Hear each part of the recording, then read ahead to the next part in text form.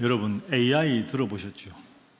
AI 알파고 들어보셨습니까?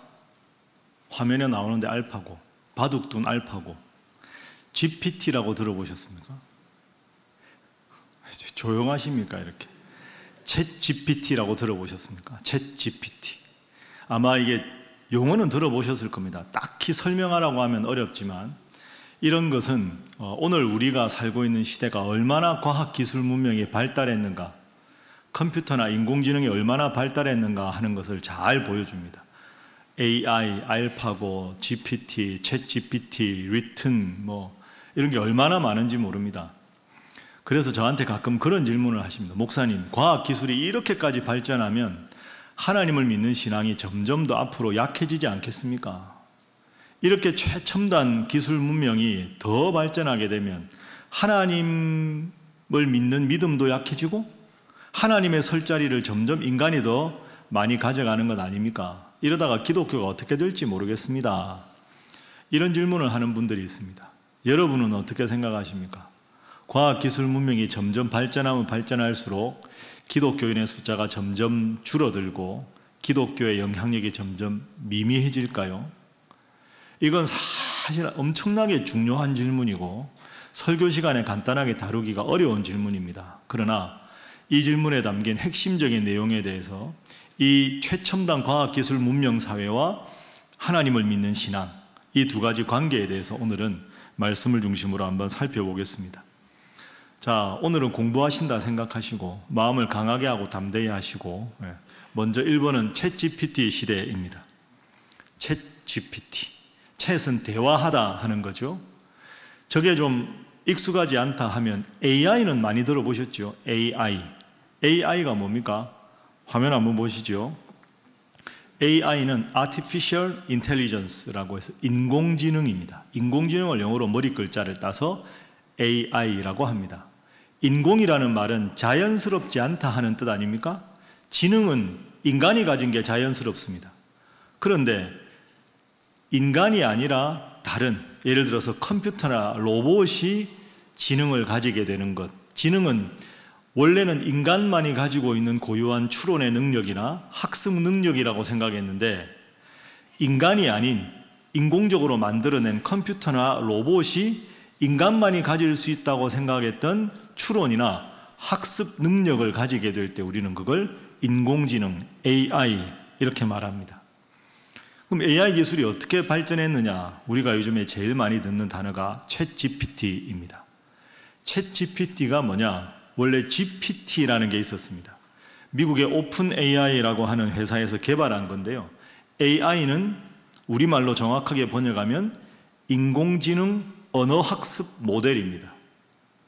인공지능 언어학습 모델인데 오늘 목사님 왜 이러세요? 하는 표정으로 저를 보시는데 조금만 더 참으십시오. 챗이라는 말은 잡담하다, 대화하다 하는 뜻이거든요. 그러니까 GPT는 인공지능 언어학습 모델인데 그걸 우리가 질문하면 컴퓨터가 그걸 대답을 하는 겁니다. 그러니까 나하고 컴퓨터하고 서로 문답을 한다, 채팅을 한다. 채팅을 하는 GPT에서 대화형 인공지능 학습 모델, 언어 모델이 챗 GPT입니다. 아유, 이거 뭐가 뭔지 모르겠다 싶으시죠? 자, 예를 한번 들어볼까요? 우리가 질문을 딱 하면 컴퓨터한테, 컴퓨터가 엄청나게 많은 자료 중에서 빠른 시간에 몇 초, 길어봐야 1, 2분 안 걸립니다. 그 엄청난 자료를 정말 순식간에 내가 묻고 싶은 질문을 하면 그 질문에 대한 답을 쫙 찾아서 우리에게 보여주는 기술, 이게 챗 GPT입니다. 예를 하나 제가 들어보죠. 가을이 되면 단풍이 아름답지 않습니까? 제가 이런 질문을 합니다. 왜 가을에 단풍이 드는지 설명을 좀 해줘. 제가 이제 저렇게 씁니다. 저기다가 왜 가을에 단풍이 드는지 설명해줘 라고 딱 지금 물었죠. 지금 저게 실시간입니다.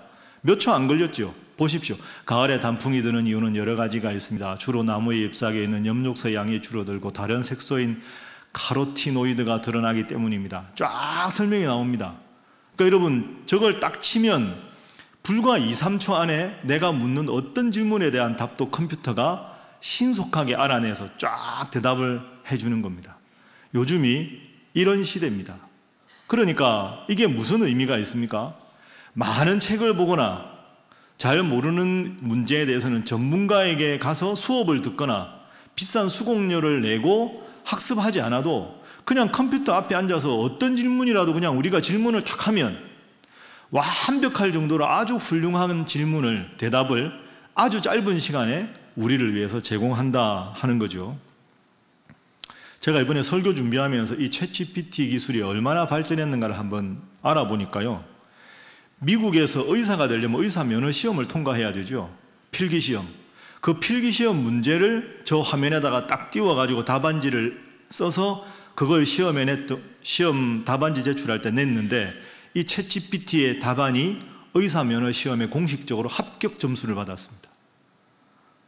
그 다음에 미국에서 이제 우리가 보통 경영학 석사 과정을 MBA라고 하는데요. 미국의 명문 아이브리그 대학 중에서 펜실베니아 대학이라고 있습니다. 거기 와튼 스쿨이라고 미국의 최고로 유명하고 훌륭한 경영학 석사 MBA 과정인데 그 과정의 문제를 이제 챗GPT한테 줬는데 답안지가 합격이 됐습니다.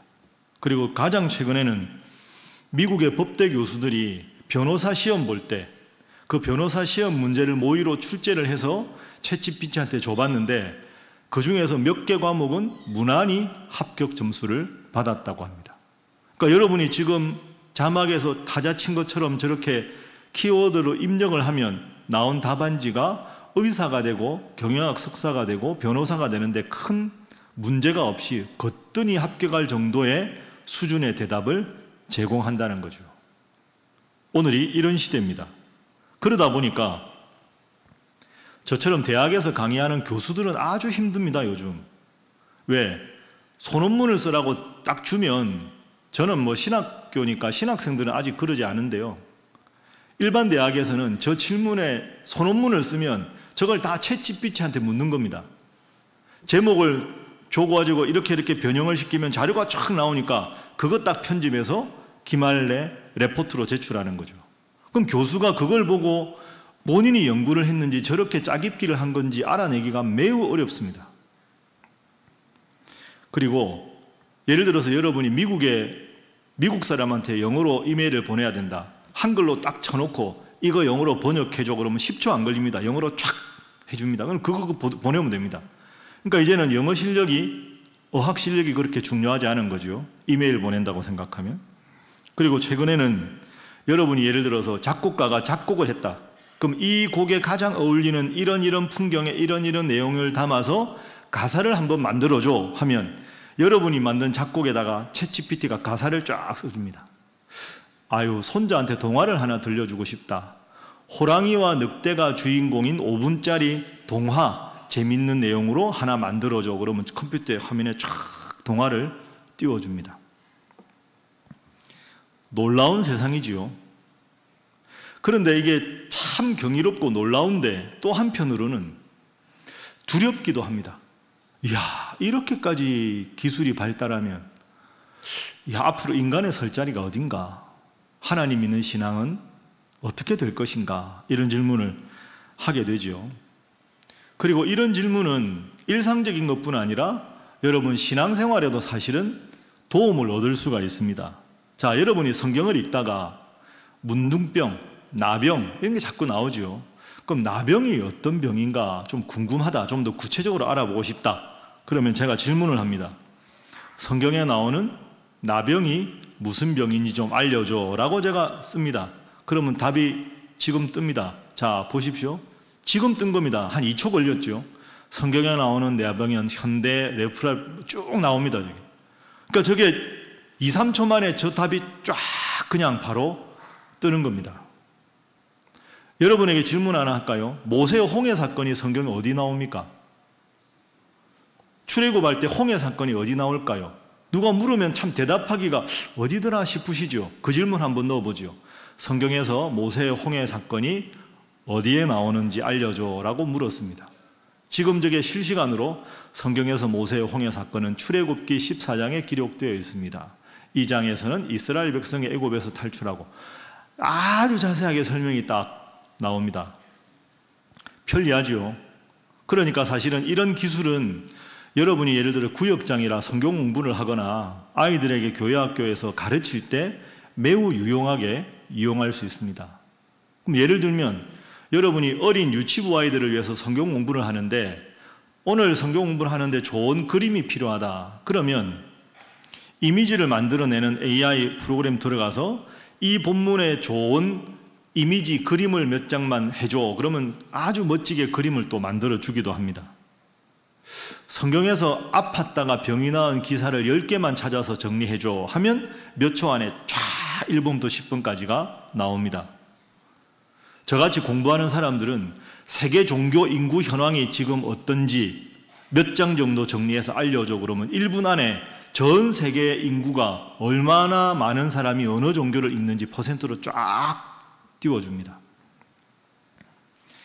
이런 시대에 살고 있습니다. 자, 그러면 챗GPT 시대에 기독교 신앙이 어떤 의미를 가지는가 지금부터 생각을 해보겠습니다. 여러분 이제 저를 한번 잠깐 봐주십시오. 한번 상상을 해보시죠. 제가 지금 여러분들 앞에 설교를 하고 있는데 이런 상상을 해보십시오. 아주 키가 크고 저보다 목소리가 더 좋고 저보다 더 잘생기고 아주 인상이 좋은 로봇가 사람 모습으로 멋지게 해가지고 신구약 성경 60권을 완벽하게 넣고 지구상에 있는 모든 설교 수백만 건을 머릿속에 다 넣고 가장 필요하다고 생각되는 설교를 멋지게 로봇가 사람 모습으로 하고 아주 깔끔하게 설교를 한다.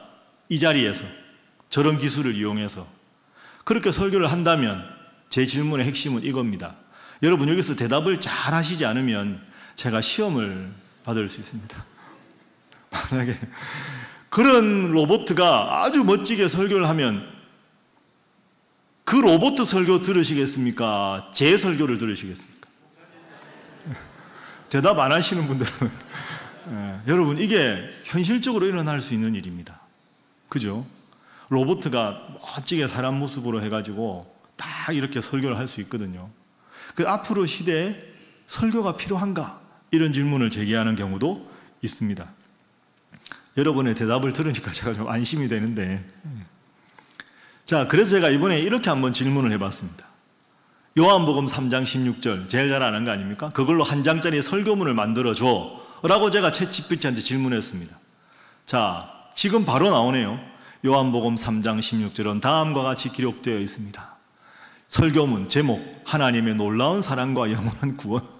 저 지금 챗GPT가 만든 겁니다. 저걸 저렇게 설교문을 바로 만듭니다. 한 장짜리 만들어 달라 그랬는데 10장짜리 만들려고 하면 10장까지 만들겠죠. 제가 저걸 한번 해보고 야 이거 기가 차더라고요. 야 이거 큰일 났다. 이거 앞으로 어떻게 해야 되나. 그렇다고 제가 저렇게 설교 준비하는 거 아닙니다. 그래서 제일 노골적인 질문을 마지막으로 한번 해봤습니다. 이번에 이렇게 질문했습니다. 챗GPT가 설교를 할 수 있나요? 자, 컴퓨터가 뭐라고 대답하는지 보시죠. 네, 챗GPT는 설교를 할 수 있습니다. 하지만 주의하실 점은 그러나 챗GPT는 인공지능 언어 모델로서 종교나 신앙과 관련된 내용을 다룰 수는 있지만 신앙의 전문가나 목사처럼 깊은 신학적 이해나 경험을 가지고 있지는 않습니다. 겸손까지 가지고 있습니다. 그죠? 할 수 있다 그래놓고 아주 겸손하게 그리고 직접적으로 목사님 만나서 대화하십시오 라고 대답을 합니다. 여러분 제가 저걸 입력을 해보니까 대단하다 하면서 야 한편 이렇게 무섭다. 이 기술이 그러면 발전하고 발전하게 되면 어떻게까지 나갈까 이런 생각을 합니다. 사람은 교만한데 컴퓨터는 교만하지도 않습니다. 목사님께 직접 가서 여쭤보십시오. 이렇게 딱 답변을 마무리하고 있습니다.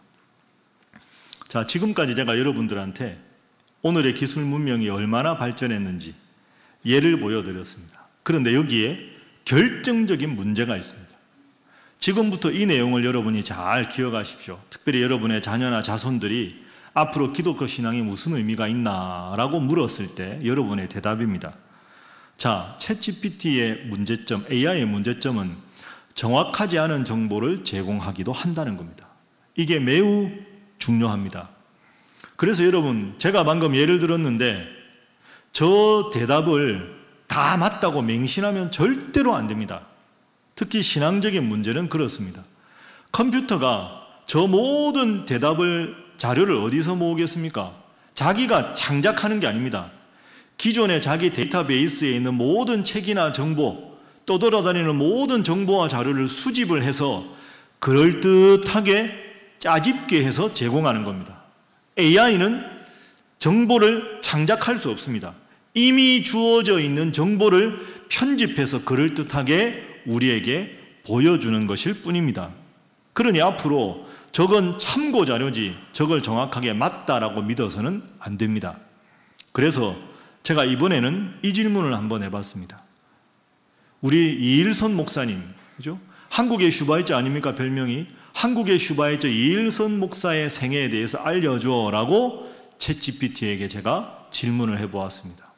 자, 이일선 목사님에 대해서는 사실 자료가 별로 없겠지요.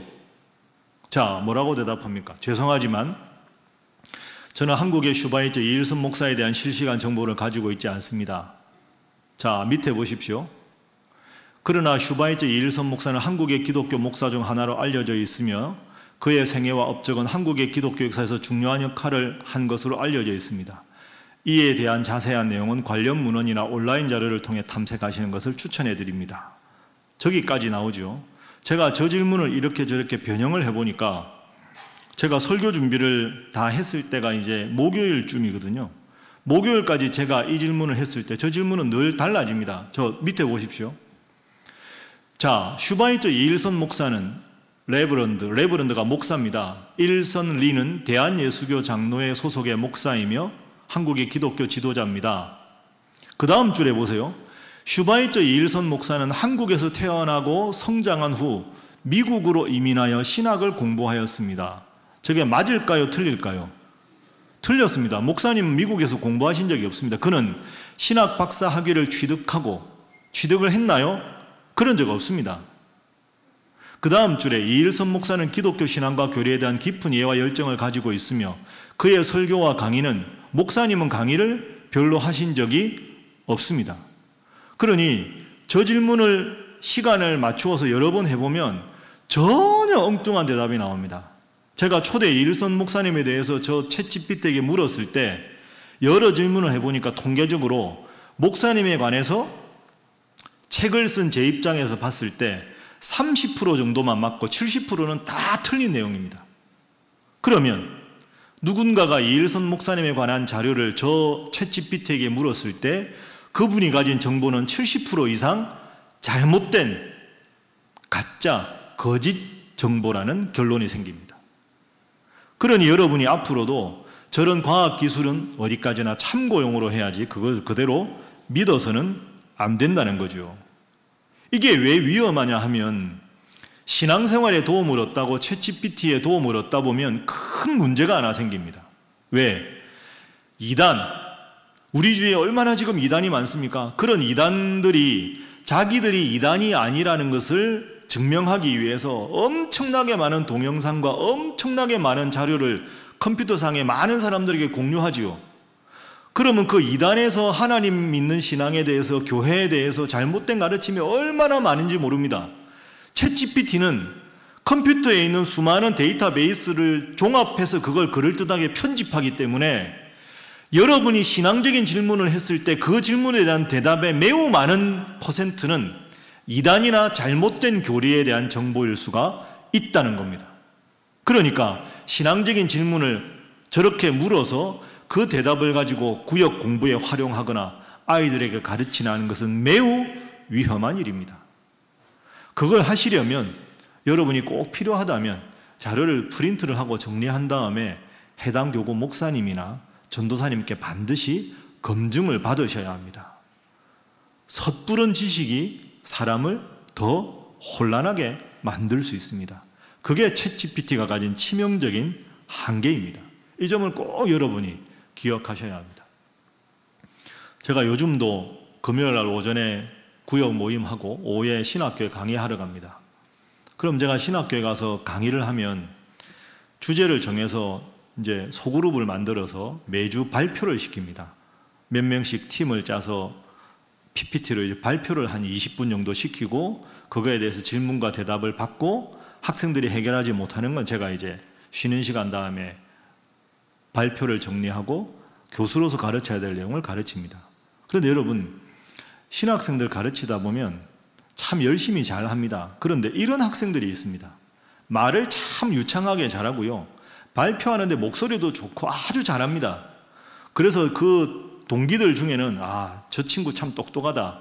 저 친구 참 공부 잘한다. 공부한 게 참 많다. 왜? 조리 있게 말을 참 잘하니까. 그런데 동기 학생들이 보기에는 상당히 똑똑해 보이는데 미안하지만 교수가 보기에는 아주 문제가 많은 학생들이 있습니다. 말을 잘하는 거죠. 조리 있게 말을 잘하는데 교수가 그 발표를 들으면 이 친구가, 이 학생이 오늘 제가 수업할 내용을 얼마의 시간 동안 얼마나 읽고 얼마나 이해했는지가 딱 보입니다. 학생들은 비전문가라 대단해 보이지만 교수의 눈에는 이 학생이 대충 읽고 자기가 말 좀 잘한다고 자기 말솜씨에 의존해서 적당하게 공부하고 발표하는구나. 그게 눈에 다 보입니다. 그런 친구가 발표하면 동료들이 막 박수도 치고 야, 너 너무 잘했다 그럽니다. 제가 수고했다 하고요. 끝나고 잠깐 나 좀 보자 그럽니다. 다 있는 데서 말하면 자존심 상하니까 너 끝나고 잠깐 남아라. 그러면 다 수업 끝나고 가지요. 제가 딱 불러서 정색을 하고 이야기합니다. 너 오늘 교재도 제대로 안 읽고 무슨 발표를 그렇게 하냐? 너 앞으로 목사 될 사람 아니냐? 예, 교수님. 야, 목사 될 사람이 신학교 때부터 잘 모르면 배우고 우직하고 성실하게 준비하는 태도를 가져야지. 말 좀 조리 있게 잘한다고 그 능력만 과신하고 학생들에게 발표하는 시간에 이렇게 형편없는 발표를 하고 이것이 너 앞으로 인생의 습관이 되어버리면 목사 되고도 똑같을 수 있다. 지금은 우직하게 성실하게 부족해도 최선을 다해서 준비하는 게 필요하다. 너 그 태도 바꿔라. 제가 아주 엄하게 이야기합니다. 깜짝 놀라죠. 제가 늘 웃으니까.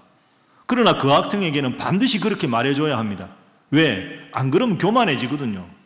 그런 학생이 그냥 자기 말 솜씨에 우쭐해서 그렇게 하다가 보면 적당히 하나님 앞에 겸손하게 말씀 읽고 기도하는 게 아니라 지금까지 자기의 경험 의지에서 적당히 하다 보면 그게 목사로서 하나님 앞에 얼마나 부족한 모습이 되겠습니까?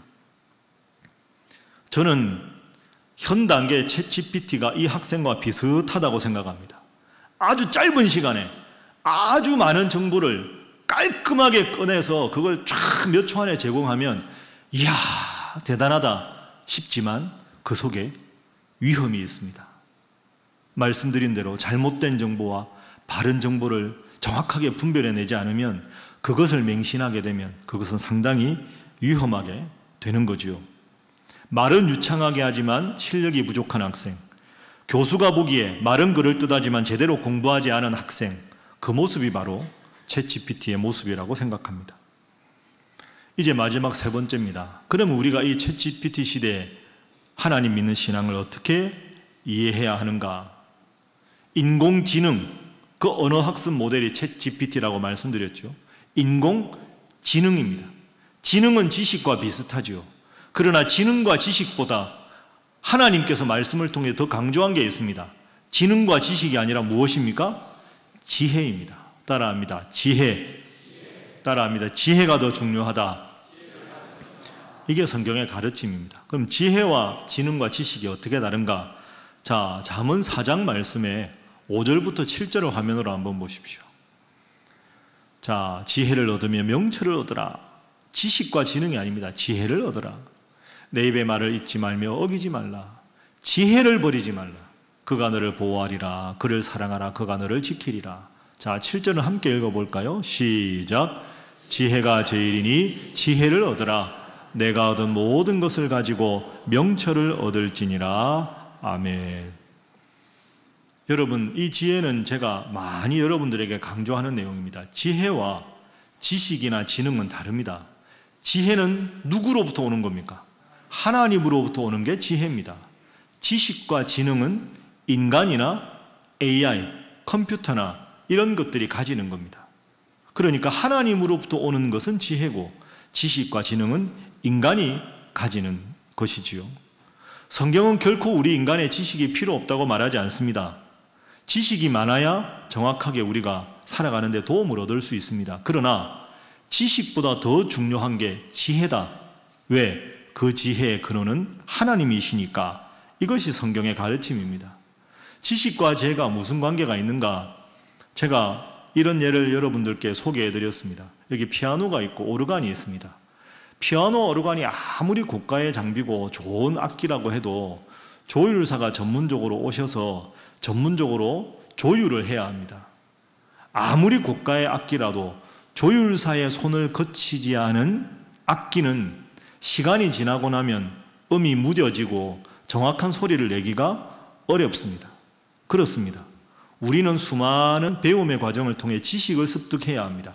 우리의 지식이 바른 지식인가, 이것이 올바른 지식인가에 대한 조율 기능은 바로 지혜입니다.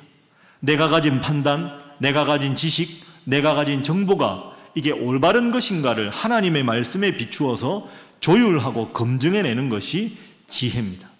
지식의 조율 기능이 지혜라는 것을 기억하십시오. 그리고 마지막으로 이 지혜는 3가지 요소가 있습니다. 제가 이걸 여러분들께 강조 한번 해드린 적이 있는데 오늘 다시 말씀드릴 테니까 꼭 기억하십시오. 오늘 본문 말씀입니다. 지혜의 3가지 요소 한번 따라해보죠. 명철, 지식, 근신. 자, 오늘 8장 12절 본문 말씀 화면 한번 보십시오. 자, 함께 읽어봅니다. 시작. 나 지혜는 명철로 주소를 삼으며 지식과 근신을 찾아 얻나니. 아멘. 지혜의 근원은 하나님이시고 지식은 인간적인 것이다. 내가 가진 모든 지식을 올바른 지식인가를 조율하려면 하나님으로부터는 지혜가 필요하다. 그런데 이 지혜는 3가지 요소로 구성이 됩니다. 여러분 자녀들과 자손들에게도 꼭 일러주십시오. 첫 번째는 명철, 두 번째는 지식, 세 번째는 근신입니다. 명철은 신중한 태도입니다. 모든 일을 판단할 때 평안한 마음으로, 감정적으로 막 흥분 상태로 실수해서 과격한 말을 쏟아내거나 폭력을 행하거나가 아니라 항상 평안한 마음의 상태로 올바른 판단을 할 수 있는 올바른 마음가짐이 지혜의 첫 번째 요소인 명철입니다. 영어로 prudence. 두 번째가 지식입니다. 뭔가 상황이 딱 있을 때 평안한 마음으로 이 상황에서 어떤 지식으로 어떻게 판단해야 하는가 하는 것을 정확한 지식을 가지고 정보를 분별해내는 능력이 지식입니다. 그러니 챗GPT를 통해서 우리는 지식을 얻을 수 있습니다. 정보를 얻을 수 있습니다. 중요한 게 뭡니까? 그 지식이 올바른 지식인가를 분별할 수 있는 분별 능력이 있어야 이번이 완성이 됩니다. 그리고 세 번째는 근신입니다. 근신이라는 말을 우리말로 풀어보면 따라합니다. 영적인 분별력입니다. 하나님, 제가 차분한 마음으로 수많은 정보 중에서 올바르게 판단하기 위한 요소를 다 했는데 하나님, 하나님께서 원하시는 뜻이 이 길입니까? 이 길입니까? 하나님, 제가 보기에 이것이 그럴듯한데 정말로 하나님의 뜻이 이것입니까? 아니면 좀 더 기다려야 합니까? 하고 하나님 앞에 기도하면서 영적으로 정확하게 분별해낼 수 있는 능력이 바로 근신입니다. 여러분, 이 3가지를 잘 생각해 보십시오. 사람이 어떤 사람이 훌륭한 사람일까요? 이 3가지를 잘하는 사람이 훌륭한 사람입니다.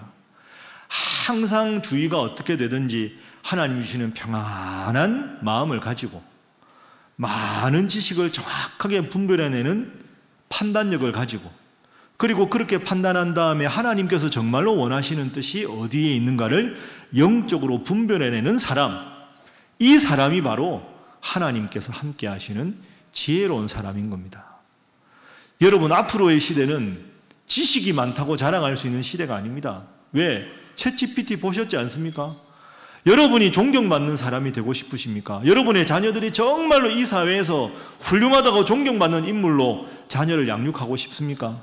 그러면 오늘 본문 말씀을 기억하십시오. 하나님 앞에 명철을 달라고 기도하시고, 하나님 앞에 지식을 달라고 기도하시고, 하나님 앞에 근신을 달라고 기도하십시오. 차분한 하나님 주시는 평안한 마음으로 바른 정확한 정보를 가지고 분별해내고 마지막으로 하나님의 뜻을 깨달아서 그 뜻대로 실천하는 사람, 얼마나 좋은 훌륭한 사람입니까? 여러분이 먼저 그런 분들 되시고 여러분의 자녀들에게도 하나님 잘 믿어서 이런 훌륭한 지혜자로 자녀들을 잘 양육하는 여러분 모두가 되시기를 주님 이름으로 축복합니다. 자, 우리 옆에 분들과 인사 한번 하겠습니다. 지혜자로 살아가시기 바랍니다. 한 번 더 할까요? 하나님 잘 믿으시기 바랍니다. 마지막 한 가지만 덧붙이고 말씀을 마치겠습니다. 제가 여러분들에게 늘 강조하는 내용이 있습니다. 제가 153 때도 말씀드렸죠. 모든 인간은 근본적인 세 가지 질문에 부딪힙니다. 내가 어디서 왔는가? 내가 어떻게 사는가? 앞으로 어디로 가는가? 어디서 와서 어떻게 살고 어디로 가야 하는가?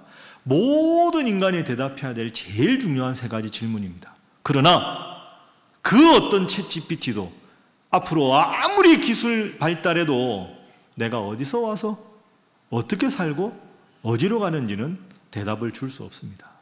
그 질문에 대한 해답이 어디 있습니까? 하나님의 말씀에 있는 줄로 믿습니다. 말씀을 정리하겠습니다.